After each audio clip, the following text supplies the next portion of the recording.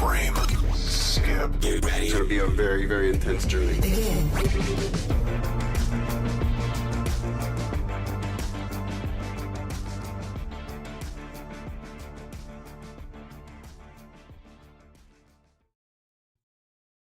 Welcome, ladies and gentlemen, to the Frame Skip podcast. This is episode number 135. We're not here for nonsense. You're not here to listen to the introduction. I'm joined today by the undefeated of the East, George Loftus. I don't know what to tell you, Seth. I am here for nonsense. So, are we going to have some issues? We might be having some issues, pal. Oh, no. Buddy. Say it ain't so, guy. Friend. When was Fella. the last time you watched G Gundam, speaking of Undefeated of the East? Not that long ago, dude. And that dub, I don't want to say it's the worst dub I've ever seen, but it is up there to the point where like it's almost a campy watch, right? Mm-hmm. Where Domon sees him and he's like, Master! Dance with me, Domon. Dance with me. Yeah, that was going to be my comment. It's like, oh yeah, that show might actually just be dog shit. I like it. I will watch it once every 2 years, just burn through all 49 episodes of those just to see what's up with the vaguely, if not outwardly racist. Dude, do you remember some of like, so first off, before we jump into this, I don't want to ignore you. Austin Eller.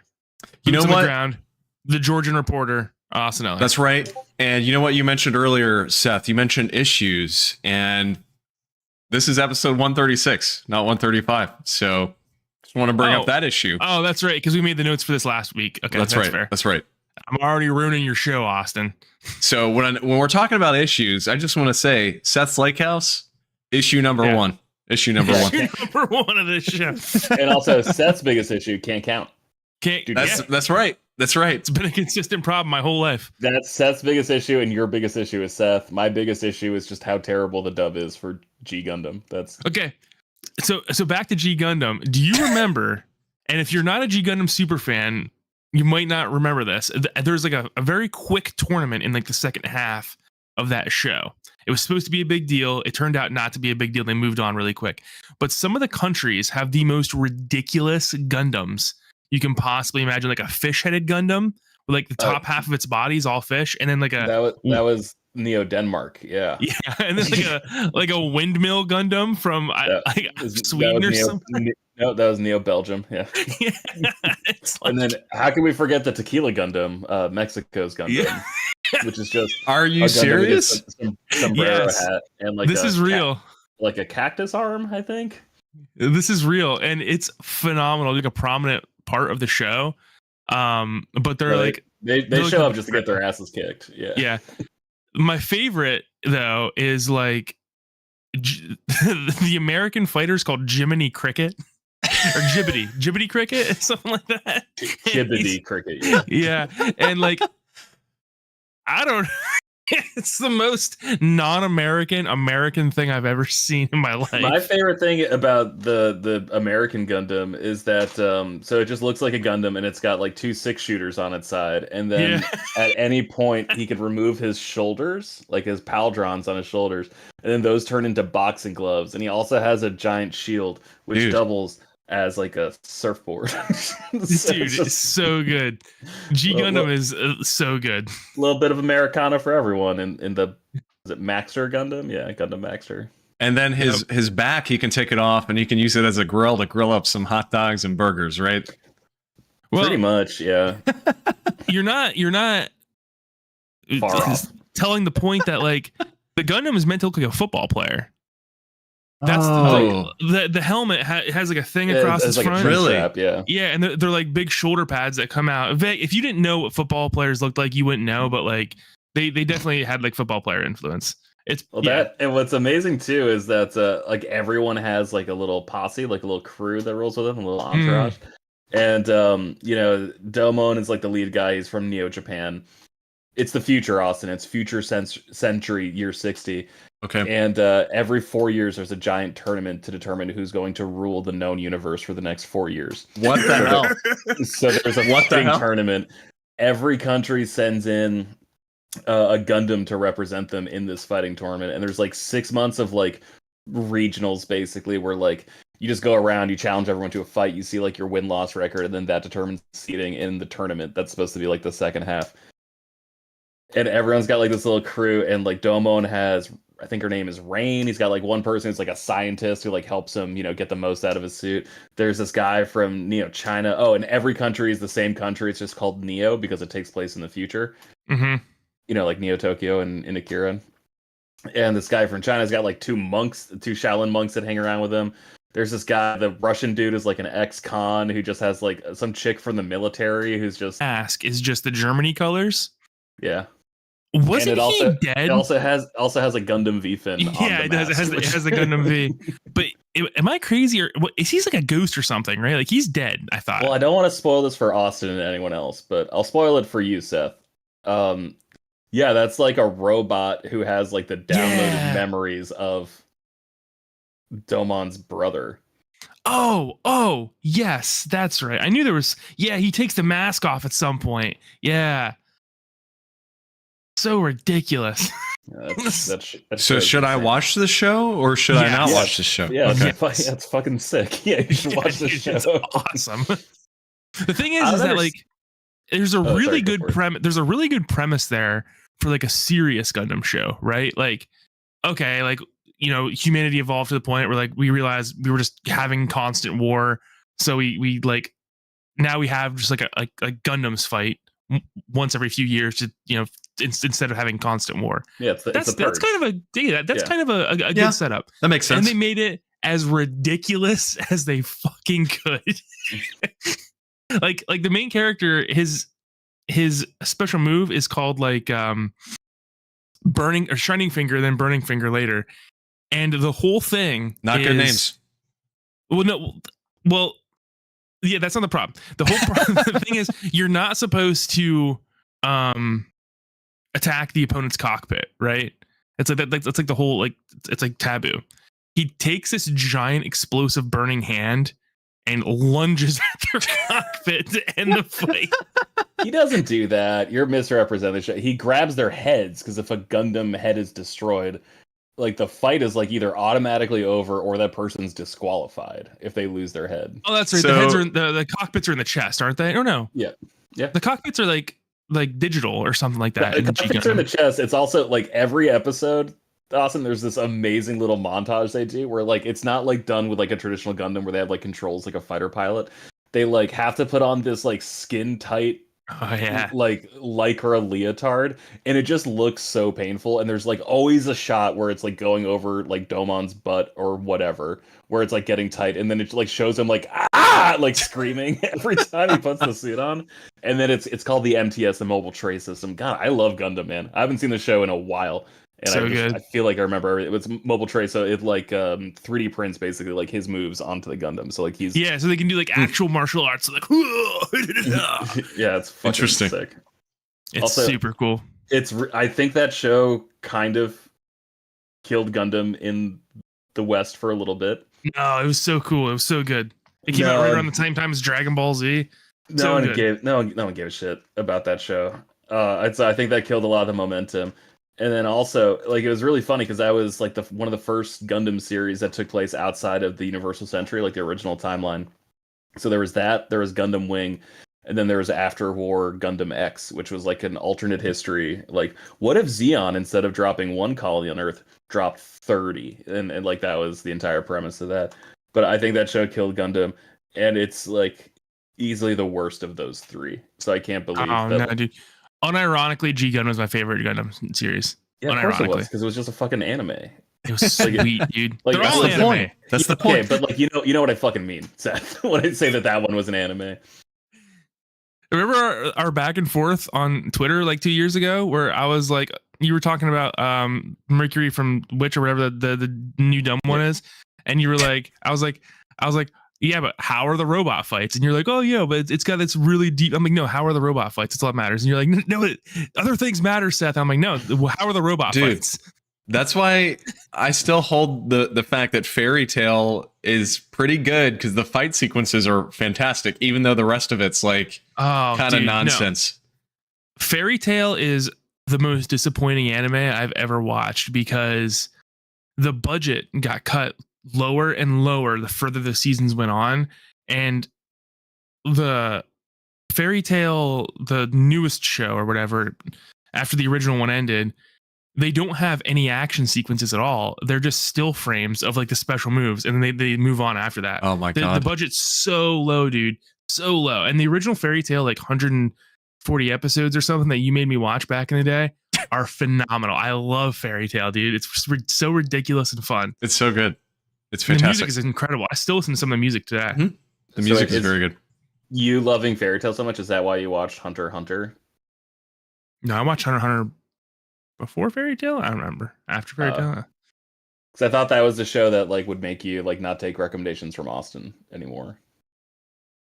I'll take recommendations from Austin, but with like a little bit of skepticism from now, because Interesting. he made me watch 100 and some episodes of Hunter x Hunter before telling me, yeah, it's probably just not for you.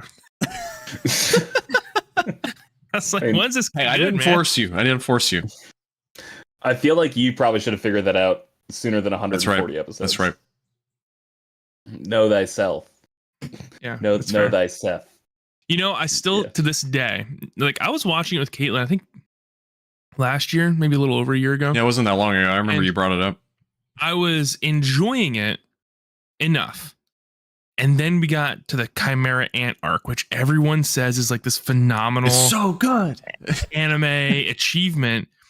And it's literally half the run of the entire series. And it moves at a snail's pace. And I can't take it. I can't take it. If that arc was a quarter length, I think it'd be way better. I know it hurts. I know I'm in the minority on this. But sometimes you got to die on your own hill. You're on anthill. My own anthill, my own chimera anthill. So with that being said, we got a good show for you fellas and ladies out there today. We got to talk about the Microsoft leaks that popped up last week. We were going to do it last week in our show, but we were running long. We had a lot to talk about. Last week was, jam-packed full of news, and these guys got to sleep. I don't sleep, but they do. You could have just kept going. Yeah, I should have. You could have just been like, Well- all right, guys, see ya. And then you continued. Well, now that the weaklings are gone, we'll just continue this show. But I wouldn't have had any way to actually end the show, so I would That's have true. had to. It would have just been like a 12-hour long show until you woke up and ended the actual broadcast. Yeah, I would have left my computer running and just, you had to keep going, man. Had to keep going. We're going to talk about some games we've been playing this week and in life updates. But before that, gentlemen, I have a special treat for you. Ooh. I have another story that had been removed from the library that I had recently discovered again. Okay. Ready. I'm this one I don't have photographic evidence of, but I have enough people to corroborate, whatever. The story. All right. And I was thinking of this now. I was thinking about my buddy who died recently. He had prostate cancer at like 30 years old, and it was really tragic. But he got married back when I was like 25 years old, I think. No, I was younger than that. I just like turned 21. So this is like the same era of Seth as the gas can incident. And before I go further into this, you have to realize that my dad raised me with very specific, important values like self-respect. Okay. That I take very seriously. So we are in this text chat talking about this bachelor party for my buddy Corey, who wanted to have his bachelor party in Gettysburg, Pennsylvania, because he was a reenactor and he loved Gettysburg. We were also in our early 20s and a bunch of idiots. Okay. So we're talking about all kinds of very crude things in this text chat. Well, as it turned out, someone put the wrong number in this text group chat. And it was the right area code. So it was a local person, but it was the last digit that was wrong. Okay. So we were talking about like going out to strip clubs and drinking and whatnot. Well, it turned out that this person was the wife of a local police officer. And he was very upset. He was very upset. So he started texting the group chat and then all of us individually. And he was like being very like nonstop. He wouldn't let go. I was texting him back. I was like, "Hey man, like it was a mistake. My apologies. Like, it won't, you won't be getting any more text messages." And I let it that. He was like, "Well, if you got a problem, why don't you just show up at the Tydotton Regional it's the Jersey Shore Police Department. It's got a stupid name." And I was like, "No, I'm just gonna let it go." And that was that, right? And then he started again the next night, and I was like, "What the fuck?" And he keeps texting. He's like, "Didn't see you today, pussy." And I'm like, "Oh my god." I'm like, "This is a police officer, right? Law enforcement." Yeah. And I'm like, sitting there, and I'm seeing this, and this guy just like berating me and my friends. I mean, I knew he was texting them. I don't know what he was sending them. I knew he was sending to me, right? And I was like, all right, I'm just gonna ignore it and let it go. And then, it was one of those things, how like a bully like gets to you sometimes, and you keep thinking about it and keep stewing. Yeah. And then I'm like driving down the road home from my college classes, and I'm like, fuck this guy. So I show up to the police department. And I walk up to the desk, and the lady's very nice. She's like, "How can I help you?" And I'm like, "One of your cops wants to fight me, and I'm here for it."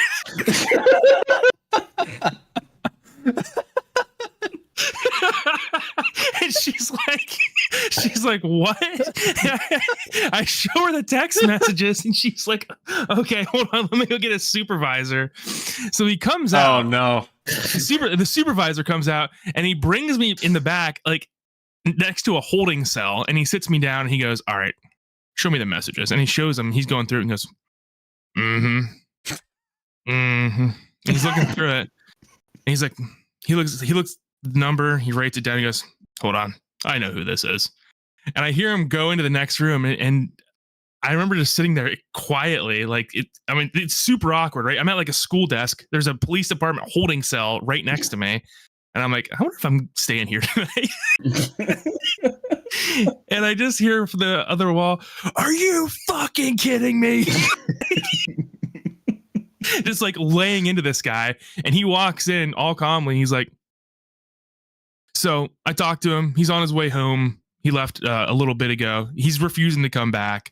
I asked him to apologize to you. I don't think that's going to happen. But if you want to follow up with this, you can come back tomorrow. And I was like, no, I think I made my point pretty clear. I feel pretty good about this. Point made. There's nowhere else to go with it. You know what? History's made by those who show up. Yeah. So I was driving down the road the other day, just thinking about it, just like laughing so hard. I'm like, at like 21, 22 years old, I was dumb enough to show up to a police department and be like, "All right, man, let's go. It's right in the middle of the street. I'm going to beat your ass." Yeah, it's Rocky 5 this shit. Yeah. What's so funny though is like clearly that guy didn't think you were going to do it. Yeah, exactly. Which is a normal assumption if you're to threaten somebody and say like, "Oh yeah, you won't." But yeah, what if you will? What if you will? I'm a freaking cop. Yeah. Exactly. Well, that was my thing, right? I remember very like clearly. I'm like, no fucking way he's gonna like actually walk out there and want to fight. And if he does, like, whatever happens. But I'm putting all my chips on the table that this is not going to go the way he thinks. He's either going to stop texting me or I'm going to get him fired today. Like one of those two things is for sure happening. Yeah. So. Oh my God. That's fantastic. That was the kind of person I was in my early 20s. I like that more than the gas can story. I gotta be honest. That story is fantastic. So good. So, anyway, gentlemen, let's talk some video games. let's start with you, Austin. What has life been doing with you lately? How's it been screwing you? Give me all the updates. Every which way. You know, I saw last Sunday you had to wake up real early going to work. That's right. Nonsense. That's right. Had to be up very early, and no, it's fine. I'm doing fine. My vacation's coming up here shortly. Looking forward to that. I'll be out of town for a little while, so next 2 episodes I won't be here, but heading over to England next Friday is our flight, so I'm looking forward to it. Ooh. How long's your flight? It's not super long. I think it's, honestly, I haven't even looked. I think it's like 8 hours, 9 hours maybe. I don't think it's too bad. You flying out of Atlanta there? Yeah. So it'll be a relatively simple process, and we're going over to London and Edinburgh. We're going to be up there for a little bit, and then to York we're also going to visit. So should be a good trip. And there's a cool retro game store right near where we're staying in York. So gonna have to hit that up and see what their prices are like compared to ours. Nice. They were awesome when I lived there. It was dirt cheap, but I feel like the entire market has like changed in the past 5 years. Thanks. Yeah. So I don't have any geography skills at all, especially when it's outside the United States. York, where is that in relation to the Tower of London? Okay, so York is like a few hours north of London, but it is a little bit south of Edinburgh, which is kind of the... George, you may know more than me, honestly. It's kind of the big southern Scottish city that I'm aware of. So it's the capital, yeah. Yeah, it's York is kind of in between Edinburgh and London. It's closer to Edinburgh, though.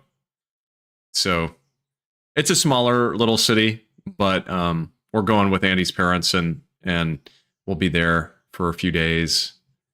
And apparently it's got really good nightlife there. So wow, this is news to me. I didn't know this before, that the UK and Ireland are essentially islands. That's correct. Yeah. That's correct. Wow. That is there's the English Channel. Now things are starting to fall fall together. I don't want to make fun of you if you genuinely did know that, but I honestly can't tell if you're fucking with me right now or not. I am not fucking with you. I will not make fun of you then. Yeah, okay. But we're excited for that. And in the meantime, though, trying to think what I've really been up to. We've been playing watching a little more Clone Wars. We're trying to get back to it. We kind of dropped away because we've just been, both Andie and I have been absorbed by Final Fantasy 14 for 3 months. Proud of you. And so we still are, but trying to not just do Final Fantasy 14 constantly, nonstop, and nothing else as we have been for a couple months now. So trying to get back to doing other things. We just watched the first couple episodes in the arc in season 4 of Clone Wars where Obi-Wan goes undercover with Cad Bane, and awesome. It's a good episode. Awesome arc. Yeah. So we're doing that. It's a sweet outfit in that episode too. That's right. And as far as games go, again, still playing more Final Fantasy 14. I can't remember if I brought this up last week, but I did beat the Heaven's Ward totally. So I am now in Stormblood, although I have not done much of anything in it yet because Andie and I have been fighting Bahamut, trying to get through that. Seth and I did some of that the other night along with Andie. And I should say Seth pretty much did everything for us. So we're doing some side stuff in the game right now. But the big thing I wanted to talk about here briefly is Final Fantasy 16, which I came back to. Because I brought up, I think last episode that I bought the Pixel remasters, and hopefully those come soon because I'm looking forward to jumping into those on our trip. But in the meantime, the I guess little voice in the back of my head told me I needed to beat 16 before those came because it's just been sitting there unresolved. And so now I am done with Bahamut. And I am moving on to some of the more, I don't know how to not spoil all this. I guess it's been like months now at this point. George, did you beat the game? No. Okay. You're going on to some of the more Eastern things. Right. Yes.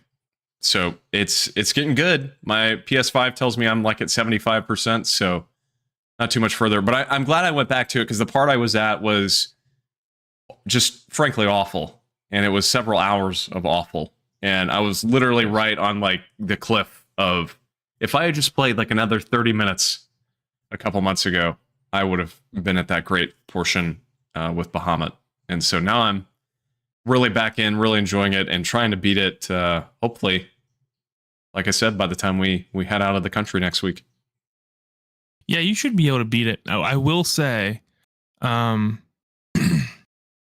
think my favorite boss fight in the game, like, out of the big boss fights, is the one that you're coming up on, because all the other boss fights have a very specific formula to them for the most part.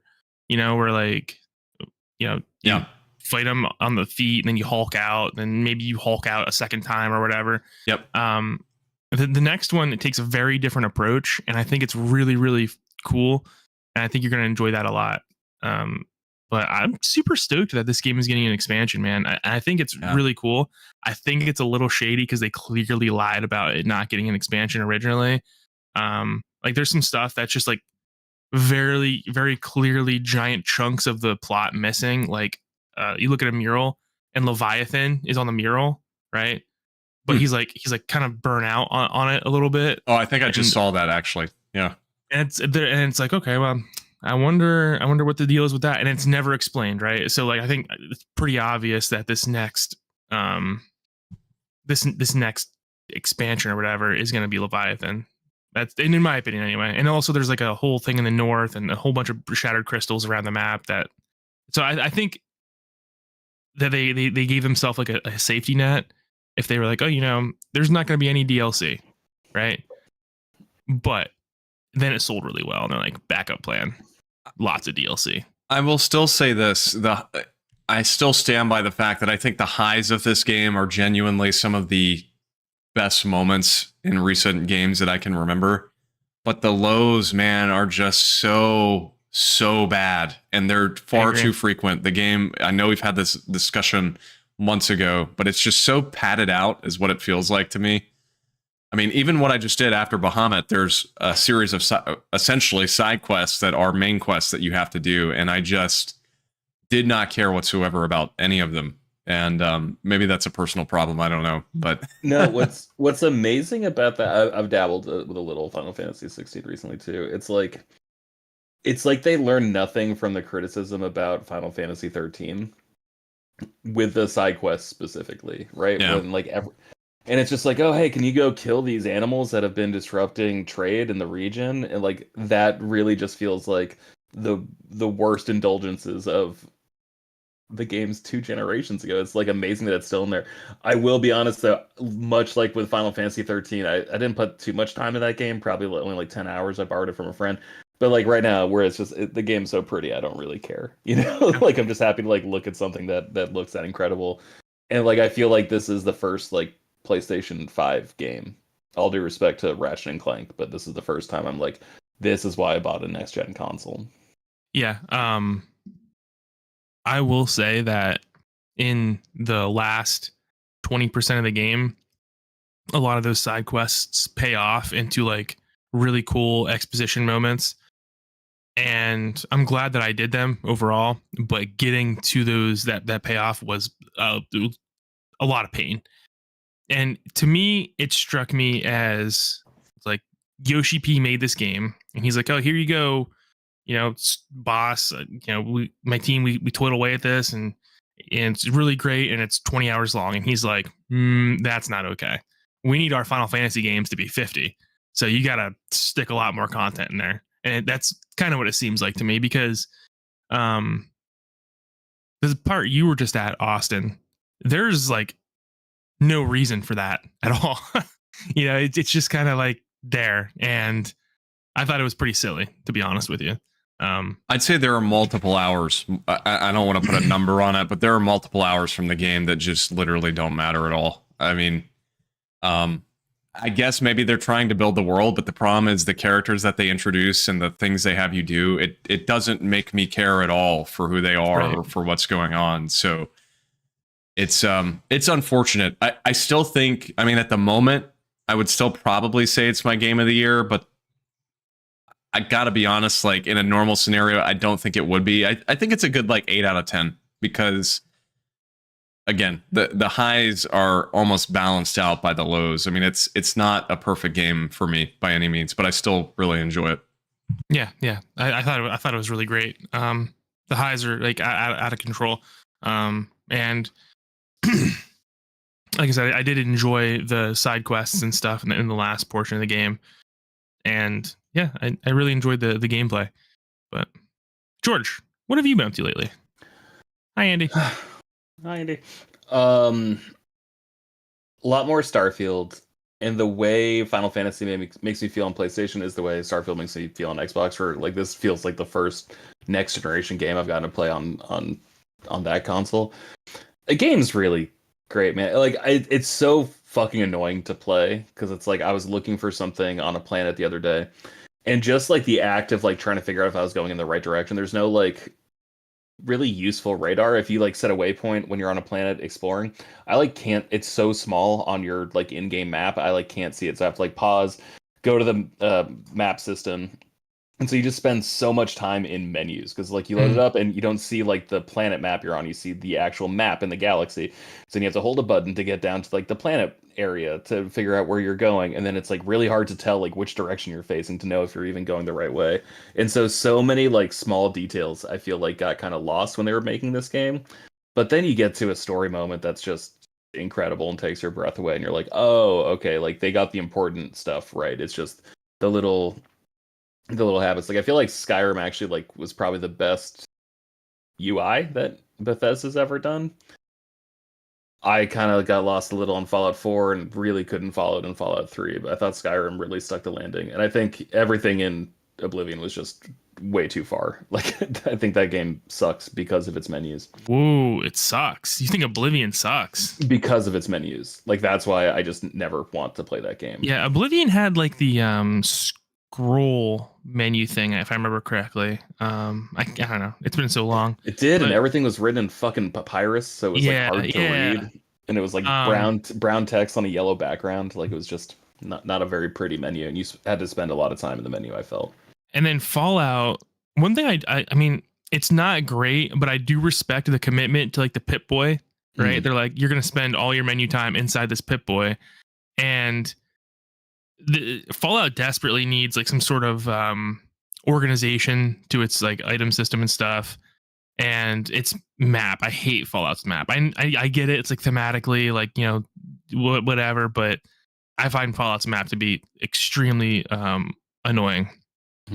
The other thing I hate about Bethesda's UI are the actual markers that you put down, because they're giant arrows, and your cursor, at least in Skyrim and in Fallout, is like very inaccurate to these giant arrows.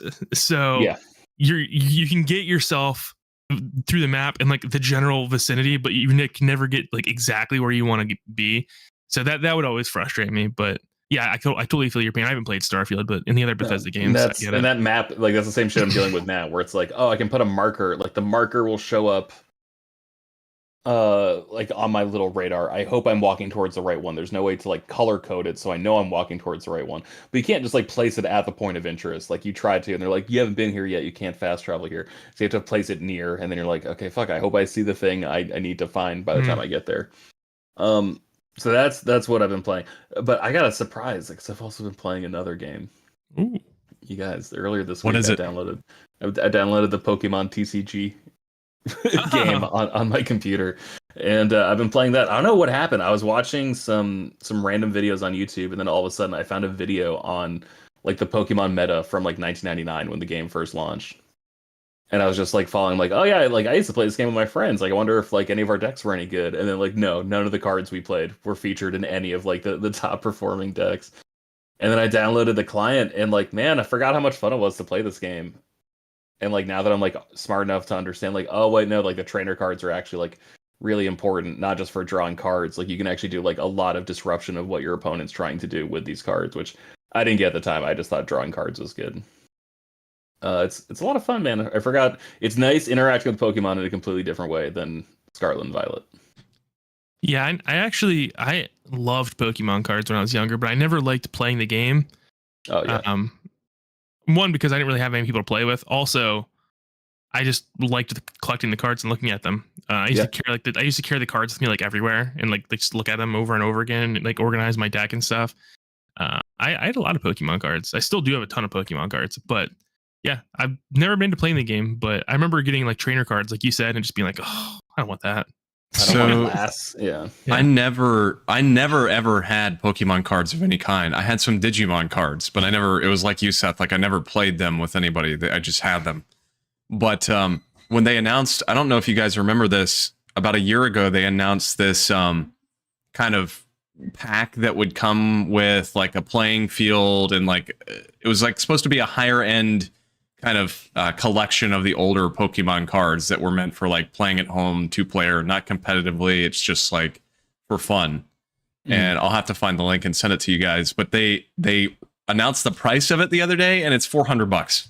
And when I saw it, I was like, oh, I'm going to buy this. I've never played Pokemon cards before. Like, this seems like a good starting point to just have like 2 decks pre-built from like the original 151 with like this playing board. No, I'm not spending $400 freaking dollars. Well, Dude, like, that's like straight up Wizards of the Coast price. yeah. I love Magic the Gathering. I think Magic the Gathering might be like the greatest card game ever made. That game is like, it's pricing me out, man. It's too expensive. There's too much shit. Ever since like that Lord of the Rings set, they're just like, they print more and more sets every year. I can't afford to buy all the product. I'll buy like a couple of the pre-con decks each year and like keep them together. I'm like, oh, these are balanced like to play against each other. So maybe someday I'll get to play with a buddy. But I'm like looking at these prices for like the top decks in like the Pokemon meta right now, and like the cheapest one that's number 1 is $50, which is like that's how much one card cost in like the best deck in Magic the Gathering right now. And the most expensive deck is like a Charizard deck that's 125, and like I'm pretty sure that's only expensive because of Charizard, because you know that's like a hot card that everyone wants all the time, always. And so everything like is pretty much between like $55 and like $85 is like the sweet spot. So this game is already much more affordable. And I know if you buy physical cards, it actually comes with a voucher for like the product that you bought to be redeemed on the Pokemon TCG. So if you buy a pack of cards, there's a code in there that just lets you get a pack of cards on the client. Magic doesn't do that. They should. That'd be fucking sick. But I don't think they're ever going to do that, because why would they do that when they could just charge you twice if they could? Right. Anyway, it seems awesome. And there's like a new set coming out, I think next week, called Pokemon Scarlet and Violet 151. That's just like, It came out this week. I got it. Yeah, it just came out. And it's, oh man, like don't tell Aaliyah, but I'm gonna have to buy some fucking Pokies. I have to buy some Poke cards. Cards are really nice. Actually, I walked into my local game store just looking to buy the newest D&D module, the Fandelver module, and I saw him sitting there, and I was like, oh, look at this. It's the whole original 151 Pokemon. That's pretty cool. And the guy's like, yeah, it just came out today. And I'm like, all right, sweet. Bought a booster box. They're really cool. I got some really cool cards. But anything else you've been going on, George? No, I'm just trying to understand this game that I feel has changed so much since the last time I played. Did you guys get into card games at all? I don't think we've ever really talked about it. No. I never have, and I've tried. I never in like physically at all, but I tried with Hearthstone, and that didn't really work for me. And then I've tried Marvel Snap, and it just doesn't really click with me either. I don't know, man. There's something, I have like a hard time with card games for some reason. Yeah, I never really got it. The most I ever got into card games was Yu-Gi-Oh! Back when it was at the height of its popularity in the United States, and I had a pretty cool Yu-Gi-Oh! Deck if I remember correctly. But I think that was the video that put this Pokemon one on my radar, because there was another video. I don't think it was by the same person, but I don't know, it might. But it was talking about like the Yu-Gi-Oh! Meta, and I was like, oh, like my friends and I just mess around with the starter decks barely at all. We really just watched the cartoon. And so it's like, what was actually going on? Like, who was actually good in the card game? And so watching just them talk about like, you know, a card game from 2002 or whatever, that was really cool. And now just doing this with Pokemon, I'm like, oh yeah, I remember was like, oh, I actually stopped buying Pokemon cards way sooner than I thought I did. Like I think I bought like one pack of Neo Genesis or whatever, like the first pack to introduce like gold and silver cards. I think I only bought one pack and then haven't bought a pack of cards since. Yeah. I have tons of Pokemon cards from my childhood, and I went through them one day looking for like any of the like first editions or like super expensive things. And I didn't have anything good. I had a bunch of crap cards. But we were talking about Magic the Gathering pricing. A couple of years ago, didn't Magic the Gathering come out with like an anniversary set where each box was like a ridiculous amount of money, but they were like rare cards and guaranteed or something? It was last year. So. Yeah. Like that was honestly like when I was kind of like, man, fuck these guys. And like Fabio bought a whole bunch of cards for like the Lord of the Rings set, which like I don't begrudge him for that. He loves Lord of the Rings. He gets to play like a commander game with like, Aragorn as like his leader. Like that's cool. But like there's just like there used to be like I think 3 sets a year. And I would set aside $300, right? Because it was basically $100 for a booster box. I was like, okay, every 4 months I'll buy $100 worth of cards. Like that seems, it's fun to crack them. Maybe you get like a winter card and you could trade it in for like another booster box or whatever. But it was mostly just like build out my collection just because I thought like the world was really cool and I actually got pretty good at playing Commander. And then they just like, okay, so we're gonna do the 4 sets, and then we're actually gonna speed up rotations. So there's actually gonna be 5 sets per year, and then after that, there's like Commander decks those come out. Oh, and then all of a sudden there's like a special anniversary thing for Modern. Like we're reintroducing this set. Oh, it's more expensive though because it's a remaster of an old set, and like it got to the point where I was like, if I wanted to buy a box of every set, like I would need to set aside like $800. I'm like, no, I can't spend like a month's worth of rent or mortgage or whatever on fucking Magic cards. It's ridiculous. I will say this. I did not know that Magic did like crossover stuff until recently. And I saw that they're releasing actually like in 2 weeks, a Doctor Who collaboration with like hundreds of them. And that is very tempting. Doctor Who, they're doing they're doing Final Fantasy too. It's a trap. Final Fantasy toyed with the trading card game, and it actually was really big when we were in Boston for the one PAX East we went to, and me and Pedro bought a massive amount of cards, expecting that we would be able, because we weren't in on like card games and whatnot. So we were like, I was like, oh, there's a huge game store back in Williamsport, back home. We'll be able to get them there and probably play with people. We got there, not a single one of these cards in sight. And so I still collected them for like a year or two because I thought the cards were really cool. It was really fun, but I had to like scour GameStops, finding a pack here, a pack there. That card game was completely dead on arrival. It was terrible. It was super sad. The last thing I'll say while we're on this topic, the Lorcana cards look awesome, and that's like the closest I've been to getting into cards. Is seeing those. I don't think I know that one. Those are the new Disney card game that they just released. That's like all Disney characters and stuff. Oh, okay. And that seems to be kind of taking over the market right now. Everybody seems to be playing it. We'll see if it lasts though, like Final Fantasy. Yeah, I hate Wizards of the Coast, man. I really hate that company. I hate what they did to Dungeons and Dragons. I hate the greediness of that company, and I'm really like I hate to be this kind of guy, but I'm really happy to see them losing money hand over fist, because I just they are ridiculously greedy. And I think if the thing is, if they had priced things more reasonably, I probably and hadn't done like such ridiculous dumb decisions like removing half elves and half orcs out of the game, I probably would have never left Dungeons and Dragons. But that leads me to my next point. I have been playing Baldur's Gate 3 a lot this past month. I love Baldur's Gate 3. It's consuming my life and really brought me back into like this world that I love very dearly in the Forgotten Realms. And it reminded me why I liked D&D in the first place, and just fell in love with that hobby. And Caitlin's a huge D&D fan. She's playing Baldur's Gate right now. She has her own campaign. I have my own campaign, and we have a campaign together that we play. The game is phenomenal. The things you can do, the builds you can make, absolutely crazy. It's got really, really well written characters and writing, which I think I talked about all this last week. But yeah, it's really, really phenomenal. And it reminds me of like what a true successor to Dragon Age should have been. That's what it feels like to me in terms of like the characters writing and stuff like that. So I'm really having a blast with it. Like I said, I went to my local game store and got the latest D&D module. I'm going to try and find a group to kind of DM for the latest module, which is Fandelver and the Below the Broken Obelisk or something like that. But it looks pretty cool. So that's pretty much what I've been playing that in Final Fantasy 14 with these guys, trying to get them caught up.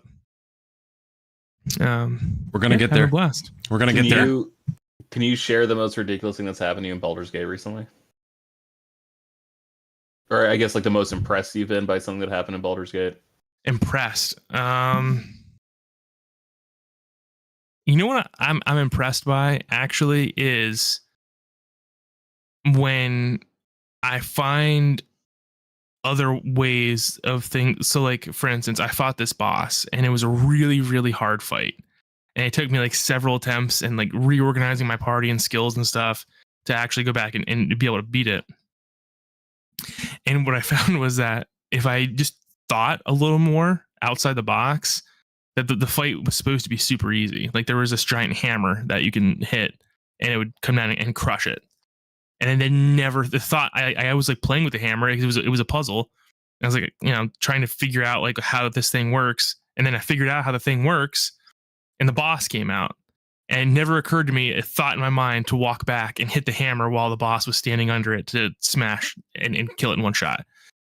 And this has happened several times in the game where I'm like, God, this boss sucks. It was wrong. And then I find out, you can just push him off the ledge or something like that, with like a high strength character. And it's like, oh, okay, well, I didn't think about that. Also, there's this one character, and I don't want to spoil it, but it can completely kill your party. And it pretty much is like, he has an ability that can completely kill your party and everything around it. And you can just click this ability and there's no like, are you sure you want to do this or whatever? You just click it and then it goes into a cutscene and everything's over and you have to reload your save. Dude, that's so good. There's no safeguard. So if you like, you bumped your controller a little bit and just clicked, it's with all the other abilities. If you bump your controller a little bit and just click it, boom, it's over. You got to reload your save.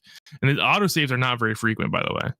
So yeah, it's a blast, man. It's a really well written story. It makes you feel like you're playing Dungeons and Dragons and makes me motivated to try and give D&D another shot.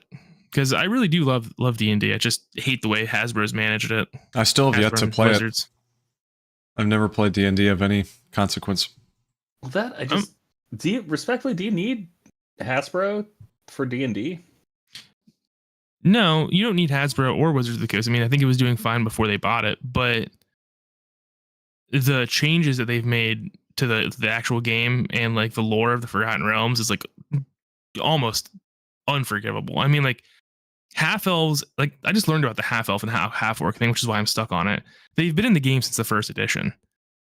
And now you're removing them because they say it's racist to call them half. And like no one ever complained about this, by the way, right? Like no one ever said that thing about this, but they were like, well, we don't like the moniker half because that indicates half of them is normal. It's like, and half of them is elven or orc. And I was like, okay, man, but it's from our perspective, right? And there's no real elves or orcs looking at this. So like, let's take it easy. That's disappointing to hear because like my rogue is a half elf. So yeah, well, they've essentially made race completely a complete non-thing anymore because they said, oh, you can still make half races, right? But you just choose the feats from one of the parents' races, and then you get those feats. It's like, okay, well, so you can just choose anything. Oh, so it's genetics. It's eugenics at this point. Yeah. Okay. Oh, interesting. Yeah, it's like, okay, well, so you can just choose anything. Races don't matter. The ability scores that you get from the races don't matter. So it's like, I don't know, man. I'm just not a big fan of. Oh, I can talk to dragons even though I'm not a dragonborn. Yeah, that makes sense. Yeah, exactly. Yeah, that checks out. Exactly. So. No, you should get mad about like real world racism. I think you could probably let the race relations between elves and people. I think you could probably let that go in D&D. Just, yeah, they've done it. They've done it several times. It's like, and it's things that no one complains about, but then everyone complains when they move it, and they just don't care. It's just, I just feel like, I don't know, Wizards of the Coast. Not a big fan of that company. But, gentlemen, we have a massive Xbox league to get to. Yeah, but really quick, these Pokemon cards are so pretty from 151. They are. They're really good. So good. This is how they get you. Yeah. Are they going to get me? Now I'm tempted. Every time I think I'm out, they pull me the back TCG, in. the client is free on phones and on computers. That side, I think I may have gotten that side up card. It looks familiar. I think I might have to get that side up card, and like the Poliwhirl looks great too. I got some full art really rare card in my booster box that I got. Anyway, sorry. So these Xbox leaks, some intern or a professional who made a massive mistake, the biggest possible mistake, leaked all these Xbox leaks last week. Pretty much detailing all their future plans. Now, they're not super up to date. I think this was supposed to come out in like 2021 or something like that. They were a mixed date because there were some weird things about Starfield coming out last year, right? I think it was a 2020 or 2021 set of documents potentially. So it was at least a couple years old on all this stuff. So let's just let's run through them here, and then we'll give our thoughts on them. The mid-gen Xbox refresh, they have some odd code names here: Brooklyn, Elwood, and Sabile. Is there any sort of relation to these code names? Sabile? Not that I have in my head. George, as a New Yorker, you were from New York, right? I thought you lived in New York at one point. As a native New Yorker, George. I've spent probably like 11 days of my life in New York altogether. Okay. I don't know why. For some reason, I thought you lived in New York at one point. New England, not New York. New England. I'm almost there. I'm on the cusp of New England. New Jersey. Yeah. So there are new models of the Xbox, which we are used to at this point in the console life cycles. This was from a slide deck in May 2022. In it, Xbox leaders showed off Brooklyn, the codename for a refresh of its Xbox Series X console. It doesn't add horsepower to the console, but it offered a revised feature set, an all digital device, no disk drive, 2 terabytes of storage, and lower power consumption at $500. I'm assuming that price is no longer accurate considering the incredible inflation we've dealt with in the last 2 years. And then we get a revamped Series S called Elwood and a controller named Sabile. I have no idea how to pronounce that. So this controller contains a lot of features, considering like a tilt sensor, quieter buttons, which I didn't know everyone complained about, and it can connect to the mobile app. And then they wanted to launch this originally in 2024, which I think is still pretty reasonable with the other Xbox consoles coming out that fall. Now,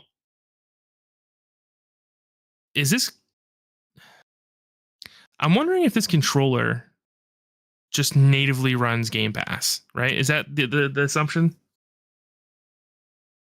Kind of seems like it. Like it just connects and it's the streaming device, right?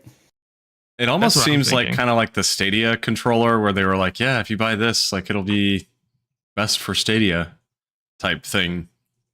But yeah, since they're like specifically saying like it'll just connect to a mobile app, that's I mean, you could already do that if you have a Bluetooth Xbox controller, but I'm assuming this is probably going to have some technology that's just like it works instantaneously with your phone, I would think. But yeah, well, that's what I'm saying. It doesn't make sense because you can already connect your Xbox controller to the phone. Yeah. So I'm not really sure what this means. Now, of course, I didn't know that these controllers didn't have gyro in them. Yeah, this is new information to me. I thought they had them for all this time ever since the PlayStation controllers did.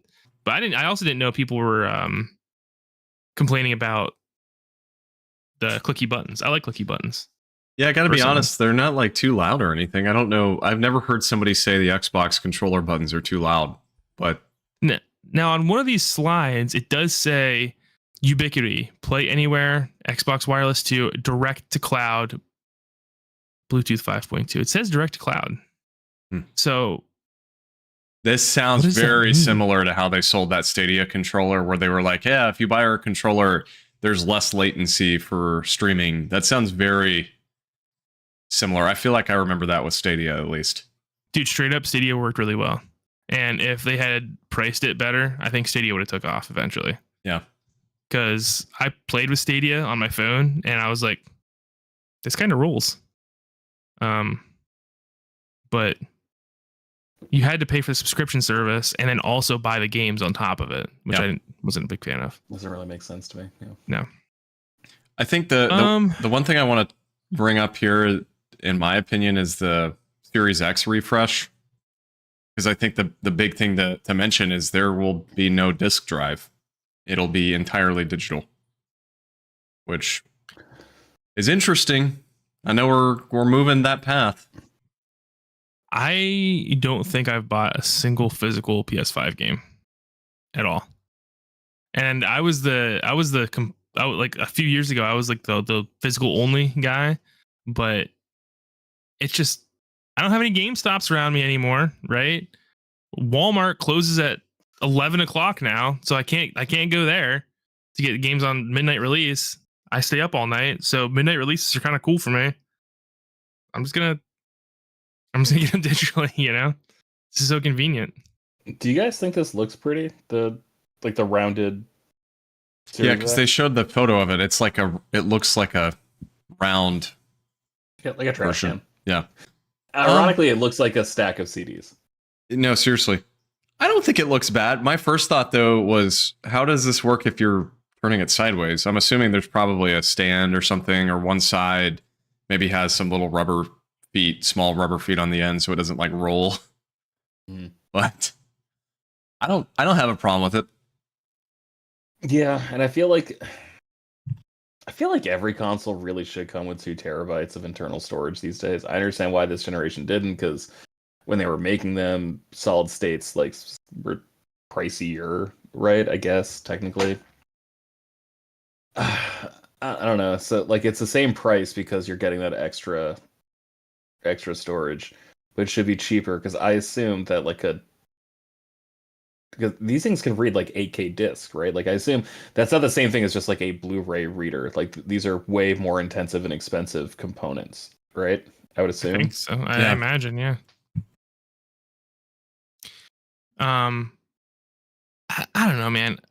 I'm not impressed with this latest generation at all. And I felt that way with the PS4 generation at first as well, but that feeling eventually went away. But I feel like, because Sony, it's been leaked enough times that it's pretty much confirmed they're making a PS5 upgrade, probably called the PS5 Pro if the naming conventions stay the same. And I'm like, I feel like I haven't even barely pushed my PS5 at all. Like we haven't really gotten any PS5 exclusive games. I mean, there might be a handful, but barely any for being 3 years in. So I'm not really sure. It's coming up on 3 years, right? Yeah. Doesn't seem necessary, at least right now. Also, man, I think it was part of this leak where they were talking about like the split on Series S and Series X with consumers, where they talk about how 75% of all next gen Xboxes sold were Series S, and it's like, oh, that's gonna be a fucking problem, actually. Yeah. Because that is just kneecapping the next Xbox generation. Because you have to produce games that run on Series S, but it's obviously underpowered compared to the X. It's just it's fucking insane to me that they did that. And like, oh, but the PlayStation released 2. Not really, man. They released the same console twice, just one with a disc drive, one without. That's right. It's considerably different than what Xbox did. So if I remember correctly, wasn't the Xbox One X more powerful than the Series S? I think they were about on par. I could be wrong. I don't think it was necessarily more powerful. I'm not positive on that, though. Okay, no. For some reason, I thought I remember reading that. Yeah, I just wanted to say quickly, I feel like as a whole, and I know we'll talk about this come November because I'm sure we'll do like a 3 years in review type podcast on the systems. But I mean, I haven't regretted my purchases with either of these systems, but there's been nothing that's wowed me really. I mean, it's been fine. Like I haven't regretted buying them because it's really the only way to stay current is obviously to have a new system. But when it comes to the games releasing, but it kind of just feels like an extension of the last generation. It didn't. Yeah, it hasn't really blown my mind in any way. I mean, there's been some pretty games, but 16 was really the only one that I played where I was like, this feels like something different. With the boss fights in 16, that's the only time I was like, all right, this is different. This is crazy. But everything else, man, I've played at like, it's just been like, all right, well, I feel like I could have played this on my PS4 Pro, something like that. So yeah. I don't know. Let's move on here. Oh, sorry. I don't want to be like I'm obviously like very lucky that I can afford a Switch, a Xbox, and a PlayStation. I don't mean to sound like ungrateful or whatever. Yep. But like this generation has like really told me, it's like, oh, you actually don't need to fucking do that. You know what you should do? You should probably skip. Like I'll be honest, I probably have like a little bit more affinity for PlayStation, despite how much I loved the original Xbox. But PlayStation 3 was like a really special time to me, so I'm leaning PlayStation.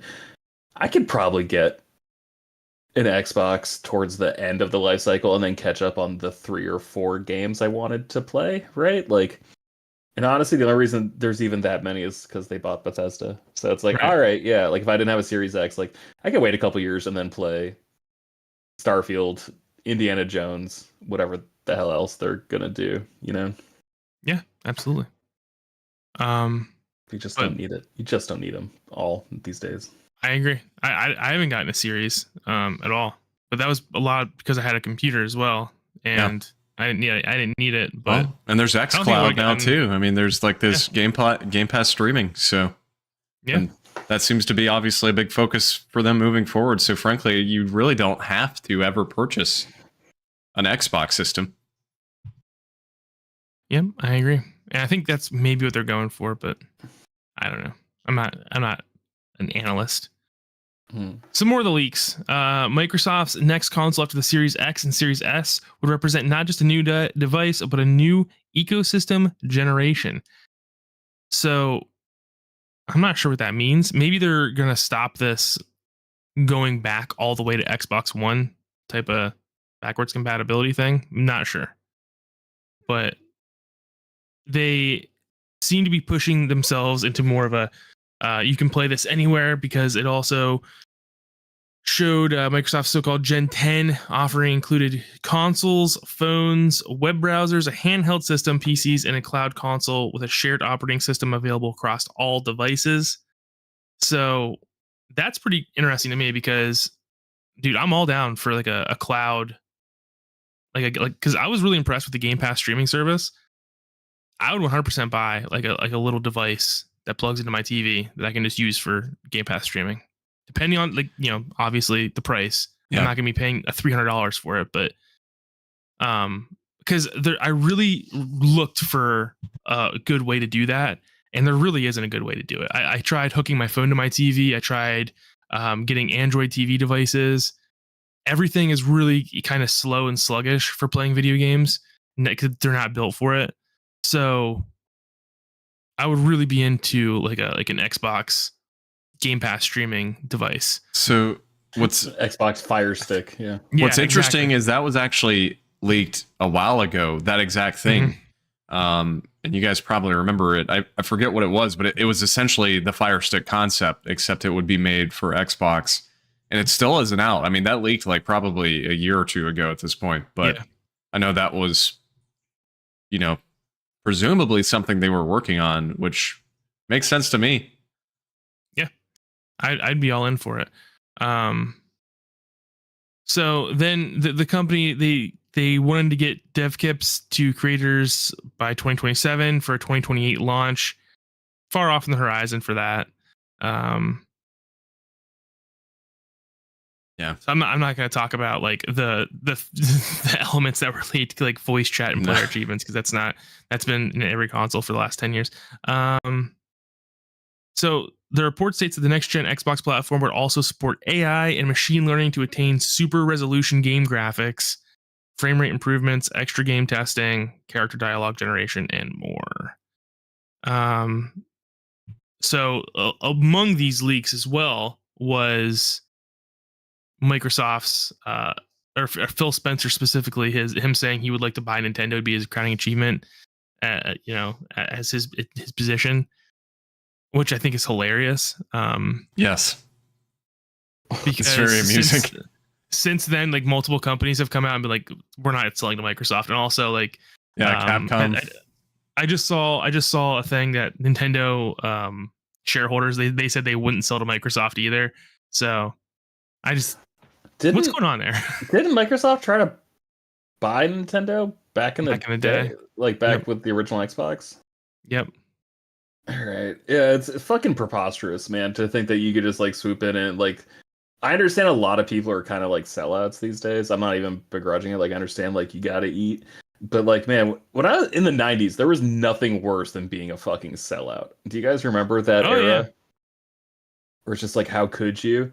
I'm so happy Nintendo just told him to eat shit and move on, because it's just like offensive that like I feel like a big problem is that Xbox, like besides Halo, just doesn't have like the history, the lineage, the attachment, the fondness with gamers, right? Like, oh yeah, they got LAN parties, that's sweet, but all those people are like in their fucking 40s now.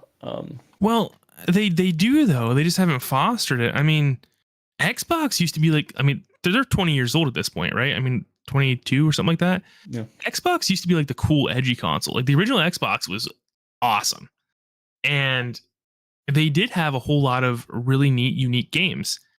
And then somewhere along the line, they just kind of fizzled out, and until we got to the Xbox One generation. And I really think ever since that E3 with the Xbox One, that company has just stumbled to a crawl. Like I agree. It seems like they have no idea what they want to do. And I would love to know what happened to Microsoft to be like, all right, they went from like absolutely dominating to just a complete stumble, not being able to recover whatsoever. I also want to know the numbers, man. Like, how much did like that launch 360 actually cost Microsoft? You mean like in the Red Ring of Death thing? Yeah, I bet a lot, a ton of money. I bet most of the profits that Sony ended up getting from PlayStation 3 is like what they lost. You know, like it was such an expensive fuck up for them to do. Yeah, and the fact that it took them that long, because 360 came out in 2006, 2005. Yeah, something like that. And then they didn't introduce like the new 360 Slim or whatever until 2010. Yeah, it was way late. That sounds right. It is just incredible. Like, what a misfire by them. But like, you're right. Like, the games ran better. The games just kind of seemed cooler. The exclusives were cooler on 360, at least those first couple years, until like, I wouldn't even say Uncharted, until Uncharted 2. Right. Like, besides that, like there was Demon Souls and like maybe Folklores. Like, it was catering very much like a Japanese demographic, whereas like 360 was like Mass Effect. Like, let's try this, you know. Mm-hmm. And you're right. God, they really have just done nothing but trip for 10 years now. 10 years since they revealed the Xbox One. I remember doing this podcast every year and being like, this is the year Microsoft's going to show up. Like, they have to because they haven't done anything for 5 years or whatever, right? And it's like, nope, that year never came. They just never recovered from the Xbox One blunder, and now it seems like they've given up on that, and they want to redirect into crushing Sony with their deep pockets and just being like, hey, we're going to be the only platform you can play on. That's what it seems like to me with Game Pass, because I think Game Pass, you know, as a consumer, is a phenomenal service, but it's also like a little soulless to me. Like, I've never completed a game on Game Pass. No. Even like, you know, and it's rare. It's rare for me to play more than 5 hours of something on Game Pass. I think Dragon Quest 11 was the most I played on it. So I think there's something to that where it's like, I don't know. just seems a little soulless, I guess, is my point. I think their But- focus is so entirely on just like being a platform at this point. I mean, between Game Pass, between the cloud, look at the Series S, $300 system, which is, extraordinarily cheap compared to the other ones. But it seems like they've totally focused on that and not the games, aside from purchasing any system or any publisher they can. And Well, it just, I don't know, it don't need doesn't to give them fund an games. identity. Yeah. They don't need to fund games because they can just buy games and throw them on Game Pass, right? Or like lease them basically for X amount of time. Yeah, and that's what it seems like they're. What happened, right? Because the original Xbox had such a unique lineup of games. Like they were really making cool games. I mean, they made Halo. Even something like Blinks is like a really cool, like unique IP. Voodoo Vince, Jet Set Radio, Crimson Skies. Yeah, it's all kinds of cool stuff they were putting out, and then they Mechasol. They lost all their creativity, right? And it just Thunder Wake. What was Blood Wake? Right, with like the gunboat. I never played that one. I think the game was fucking sick. No, I think what happened was that like PC gaming used to be exceptionally better than consoles. I think Xbox was the closest a console had ever come to being PC gaming at that point. And then for some reason, like companies just would rather make money on consoles. I assume it was more like they would make more money.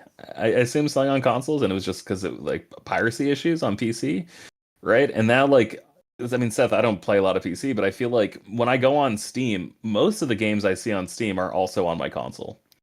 There's like very few like Choo Choo Charlie or whatever, right? Like some like random, like mostly a meme game, or like like most of the games that are worth playing are on also console. on console. And it's like I feel like that's the issue. Whereas before, like if you couldn't build a PC, if you didn't have a PC, the Xbox is what you had, because it was like, oh fuck, all these games are on like Microsoft, or was it Windows Games Live or whatever it was called? Yeah. So I don't know, man. It's a weird state. I'm interested to see where Xbox goes from here. I'm really concerned that they are going to do like massive lasting damage to the gaming industry, though, in their just refusal to join the others and be like a creative platform, instead of trying to buy all the creative platforms. And like, I mean, what's going on with Bethesda, right? Like, Starfield should not have taken so long to come out. It was originally slated for, I forget what that said, 2022. Was that what it said? I assume earlier. This game's been developed. I forget what the original. It was supposed to come out way earlier. It was supposed to be 11/11/22. That was like the first announced release date. And then it got pushed back almost 2 years. Now there was the pandemic, I guess, but I don't know, man. Some of Microsoft stinks. It smells like rotten meat, and I'm not a big fan of it. Did you guys see that report about how much money Square Enix lost, despite like how well Final Fantasy 16 sold? And did you have like a mini heart attack thinking that Microsoft was gonna swoop in and buy them? No, because I think Square Enix would probably go out of business first. But dude, I was so mad about that reporting, and like the disingenuousness of that reporting, and how it seemed like every place was saying that it was Final Fantasy 16 that sold bad. And it was really weird. And it was like a big deal for like a day, and then everyone was like, all right, whatever. But they were like outwardly trying to make it seem like Final Fantasy 16 was a failure, when that's not what Square Enix said in their report at all. It was mostly Marvel Avengers and Forspoken that cost them tons of money because they didn't do well. Mm-hmm. Also, Square Enix, stop. What are you doing? What are you doing? I bought Forspoken the other day. It's on sale for, I think it was like a buy one get one free game on Amazon. I was like, okay, that's good enough for me. Yeah, the combat in it looks pretty fun, but it's a pretty game.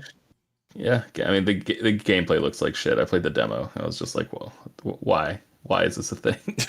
You know what I played because I was in a Final Fantasy mood from Final Fantasy 16 was Stranger of Paradise. and I played the first fight in that, and I'm like, this plays like dog shit.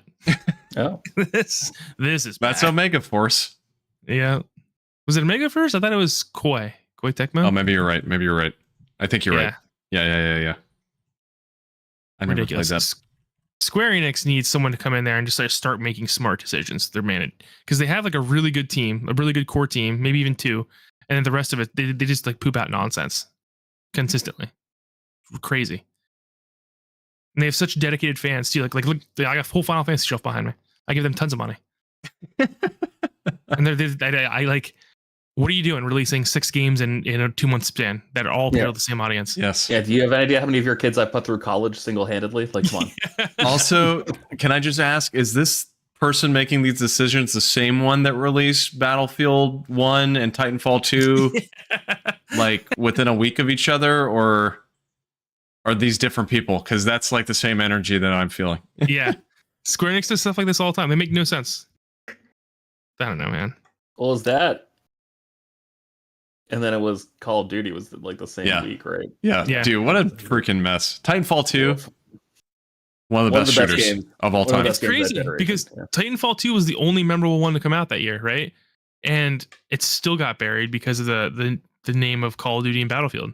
That Battlefield was terrible, wasn't it? That was like the really bad Battlefield year. No. Battlefield 1. That One was fucking good. Sick. That one was really good. Yeah, 1 was good.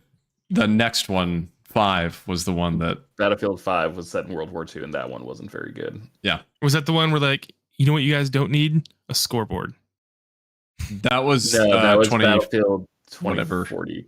God. That was the most recent one from last year, 2 years ago. Battlefield- Which for a they've while. actually really fixed up, I've heard, and it's like a free PlayStation Plus game. So I'm going to go back and check it out because Fabio's a big fan of that game.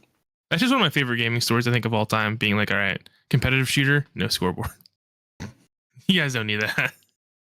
God, Titanfall 2. That was the game I fell into like when COVID lockdowns first started happening, and I was like, oh, I got all this time to game now. And no, I didn't play anything but Titanfall 2 for like That until game- Ghost of Tsushima came out. That game is freaking excellent, man. It's so sad to me how it just fell to the wayside because legitimately, I think aside from Doom 2016, it's probably my all-time favorite shooter. So, What's nuts too is like, how do you remaster that game? Because like you remaster it and then everyone's gonna be like, "Where's Titanfall 1?" It's like, well, actually, there was no story in Titanfall 1. I know. It was just multiplayer. I know. So it's like, oh, so why'd you rename this one Titanfall 2? You're like, you're right, we fucked up. Probably should have named it that in the remaster. Maybe I don't know how to fix it because that game was perfect. Like that is the best multiplayer game I've ever played in my entire life. I 100% agree with you. 100% agree with you. Played so much of that game multiplayer. Titanfall 3 was in these slides that got leaked in some way. I remember people talking about it. But they were saying that because it was so old that since then it had pretty much probably been canceled or not even started. Well, they like rolled all those resources into Apex, right? Yeah, Apex is old and annoying at this point. Apex was cool at some point, but it got old for me. I really liked it for a little bit there. So do we just need that type of game to die, like the battle arena stuff? It's a trend. It'll die eventually. Was it the PlayStation or the Nintendo conference where we saw that game where it was like an action battle royale where like the continent was like falling out from underneath you? PlayStation. That's what we talked about last week. The PlayStation one, okay. Yeah, I think looks sweet. And then I found out it was also coming out for mobile, and I was like, that stinks. Got some stink to it. Seth, Austin, questions for you. Between Nintendo and Sony, who would you rather? If like Square Enix is like, we need help, we need to be absorbed by someone, who would you rather get them? Oh, Nintendo for sure. Yeah, I think I'd actually agree with that. I think just seeing what PlayStation's doing too. I mean, we've been kind of railing on Microsoft, but like some of the stuff Sony's been doing as well is not exactly super positive. They're starting to fall into the same traps where they're making just repeatedly the same game over and over again, essentially. And their whole thing about that, they said a couple of years ago how their big focus is going to be on games as a service. I'm like, man, I don't know about that. your immediate reaction to that question is like, oh, Sony for sure. Like Square Enix and Sony go together like peanut butter and jelly. Mhm. But then it's like, all right, well, they made one like if we really think about it, Final Fantasy came out and it looks beautiful. It can only run on PS5. But what else did Square Enix put out that looked that pretty and ran that well? Not a whole lot. Nintendo only puts out good shit. Really, I mean, like they genuinely only put out games that are like kick ass. So, and Well, that and like I know we've made fun of like how Scarlet and Violet run. Like I'm not interested in like beating Yeah. that dead horse right. anymore, or Girafrig as a Pokemon reference. You get it. I don't want to beat that dead Rapidash no more. Forgot there was an actual horse.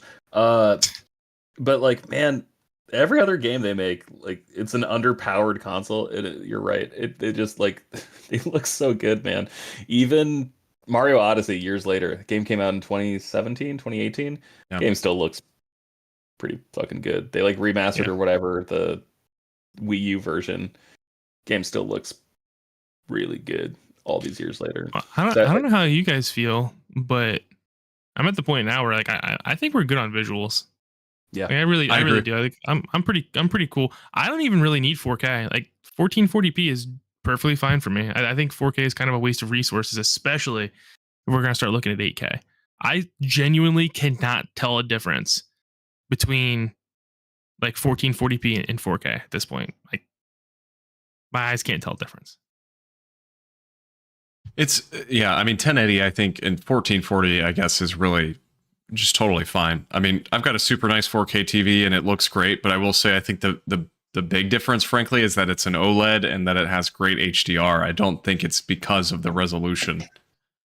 So yeah, I'd agree with that totally. I wish more games would stick with 1440p, 60 frames, and just focus the rest of their resources on like higher quality textures and stuff like that. I really don't need a 4K resolution video sure. game. So all right, gentlemen. Well, anything else before we wrap this bad boy up and put it in the mail? Yeah, Austin. There's a gun to your head right now. If your Final Fantasy Pixel collection doesn't get in time before your trip, what are you playing on your journey? oh, good question. Yeah, and I'm hoping it does. I think it should because it just got to Illinois like the other day finally, so it's in the country now. But honestly, probably Final Fantasy VII because that is the one that's on my Switch. But I kind of want to go back and play the older ones first. Very cool. You don't need to. No, unless I know. you really. I know I don't Final need Fantasy VII, to. I think is a good starting point. Yeah, we'll see. I'm gonna bounce around. I know there's some fun stuff in the Pixel collection as far as like getting through the games quicker, so I may kind of mess around with that some. There's very in my opinion, being like a Final Fantasy fanatic, there's very clear eras in Final Fantasy where it's like you have like the OG era, which is Final Fantasy 1 to 3, and then you have Final Fantasy 4 to 6, and then 7 to 9, and then maybe even 7 to 10. And then you have like their experimental era, which lasts until 16 comes out. You know what? I forgot I had 12, so maybe 12's the one. I do have that on the Switch as well. But yeah, I don't know, man. I'm just like in such a Final Fantasy mood. It's been a series that's like just been such a blank spot for me my entire life. And I don't know. There's like something about it right now that's like telling me I need to play these games because everyone that I've played I've loved. And yeah, I need more of it. If you're looking for another good starting point that has similar vibes to 16 and even 14, I would say is 4. Yeah, 4 would be a good place for you to start as well. I'm with you though. Like I do want to check all of them out, especially with the remaster stuff, because like you can like speed up gameplay, you can speed up experience, you can speed up gold drops. Yeah, just it's like I don't need to see fucking everything about the original Final Fantasy, you know. But it'd be cool to like burn through it, like like how is that different than like listening to a podcast at like 2.5 speed, 1.5 speed? Yeah. All right. Well, ladies and gentlemen, I think that about wraps up our episode of Frameskip 136, as Austin corrected me on. No longer an issue. No longer an issue. Seth, still an issue. That police officer's statements to Seth, still an issue, but we'll leave it at that. Not an issue anymore. I mean, I feel like I handled that situation well. Just because, like, he didn't think I was gonna show up, and I showed up, and he had nothing to say. Right? He was flabbergasted. You should have brought him a what do you guys call him up there? A hoagie? Should have brought him a hoagie. Be like, hey man, you want to split bread with me, and we'll just talk this out. A hoagie or a sub. Sub is more common. What do you guys call them? A sub. A sub. Yeah, but like I don't think when you break bread, you don't break a sandwich. It's not like, hey man, do you want the other half to my foot long from Subway? You want my salami? Yeah, I think it's a little more ceremonial than that. I would love to know who it was, by the way, because I don't. It's a pretty small town, and I would know him if I could find out who he was. I mean, long time ago at this point, right? I mean, honestly, I wonder if that's a Freedom of Information Act request that you could do. Oh, I'm sure he was reprimanded by his commanding officer, and probably some like document somewhere saying like, you better not harass a 21-year-old kid over text again. Yeah, I bet you could ask that, like, I'm looking for information on an officer that was harassing a young man in this month of this year. I bet you could track that shit down. I was here 10 years ago. I had a confrontation with one of your officers. Well, you don't know what he looks like, so it'd be amazing if you were like admitting it to the guy who it was, and he's just like, "Whew, sounds like a real piece of work. Let me see what I can find." And then all of a sudden, it becomes a new cat and mouse game where he starts texting from like a new number. Dude. Like, hey, fucker, I hear you're back at my police station. And it's Death Note season 3. Oh my god, yeah, I'd watch that movie, wouldn't you? Austin, delete the last 30 seconds of the podcast. We got to start writing our screenplay. That's copyright infringement. Yeah. Or like I show up and he realizes it's me. He's like, "Oh, you finally showed up." And then we have our fated brawl, and then we get out of our system. Would you do it on the street in front of the police station or the roof of the police station, do you think? Well, in my mind, when I was there, I was thinking, if this is going to happen, it's going to happen in the middle of the street. And I'm going to absolutely beat his ass. No, it happened in an interrogation room with the fucking cameras turned off, you moron. Like that. It's not going to let there be any witnesses. He's going to bring in some shurikens and he's going to throw them at the cameras, and they're going to it's going to stick in the lens. And then you see like a little plume of smoke come out of the crack. It's good shit. And then the beatdown proceeds.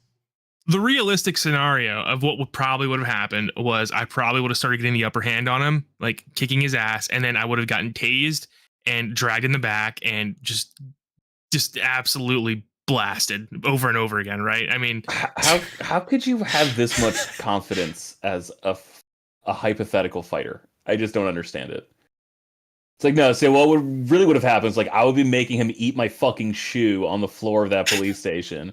And then all of his little cronies would come up with their nightsticks, and then they would have to like hold me back, and then I would spend the night in the cooler. It's like, I don't know, man. Are you sure he wouldn't just fucking nightstick you across, like make you lose a couple of your front teeth, and just that'd be the end of it? Yeah, I'm pretty sure. How, like, percentage wise, what are we? Like 75%? How sure? I mean, like pretty like I'm like. Listen, man, I don't like hyping. Like I don't like realistically hyping myself up that much. But if I'm thinking back on like 23-year-old me and like how good I was, like there's a very slim chance like this guy was getting the upper hand on me. I'm just being realistic. Nowadays, maybe but back then I don't see it happening. I'm pretty fat and out of shape these days. Back then, I was. How were you then? Like, I don't want to be rude, but like, what was your routine? Oh, I was. This is awkward for me to talk about. Okay, I'm a little. We don't have to. I was the youngest grand champion in Pennsylvania history as far as martial arts go. Do you want to save this for next week when Austin's not here? We could just talk about this. It's not going to be any less awkward. You want to do it off? You want to turn your camera off? Would that make you feel better? No, it's just I'm not. I mean, like jokingly, I'll hype myself up, right? But I'm never serious about it. When it's like when like I get really weirded out when I'm at the bar and like someone's introducing me to someone else and they're like, oh, he's a black belt, and I'm like, I don't like that. Don't say that. If you're a real black belt, wouldn't let you say that. Like that's just it's got me in more confrontations than like you would possibly imagine. Like there's always someone that's like, could you kick his ass? And the guy's right there, right? And it makes it completely ruins any chance of having like a chill night. Because that guy's like, fuck him. Right? So was this karate, taekwondo, jiu-jitsu? What were we talking? I was a grand champion in karate, and then once I got my grand championship, I left and trained judo for 6 months. Boxing, I trained for a year then, and then 2 years later, I went and did mixed martial arts at the State College CPA MMA. Okay. So I have a lot of different experience, and I think before you were on the show, George, I ran my own karate school here in Lock Haven for a while. He personally trained Goku, actually. Wow. Who do you think taught him all he knows? That wasn't Master Roshi. Anyway. He was too busy fucking jerking it to be of any use to Goku. Oh my god. Anyway. He always had a porn mag in his hands. Like what? He did. Well, he was just looking at the pictures? Come on. And actually, there is, from the original Dragon Ball broadcast, unedited footage of what I think is like 16-year-old Bulma pulling her tits out at the World Tournament for Master Roshi. Oh no. Very weird. To distract That is him, not or? good. I forget the context behind it, but it must have originally aired uncensored or something like that, or they originally made it uncensored and then censored it for TV or something. Very weird. I don't know, because it's not like she was drawn sexually or anything. It was just very strange. We're getting off the rails. Yeah. Thanks for listening to episode 136 of Frame Skip. We appreciate you sticking around and dealing with all our shenanigans. You can follow us on Twitter at frameskippod. I'm at Set the 90s Kid. Don't follow me. Austin is at Austin Jeller, and Coach is not on Twitter. George is at Shortbox Summary. Who is Coach? Who is Coach? That's a good question. He's never here. Friend. We post weekly, and hopefully we post in 2 weeks when Austin's not here. That'd be great. As long as we can figure it out. That'd be great. Sorry, we just couldn't figure it out. All right. Did I miss anything? Austin? I don't think so. I don't think so. Nope, George is gone. George had to go. Now it's just us. Yep. Now the weaklings are on. Anyway, I'll see you guys later. Love you. Goodbye.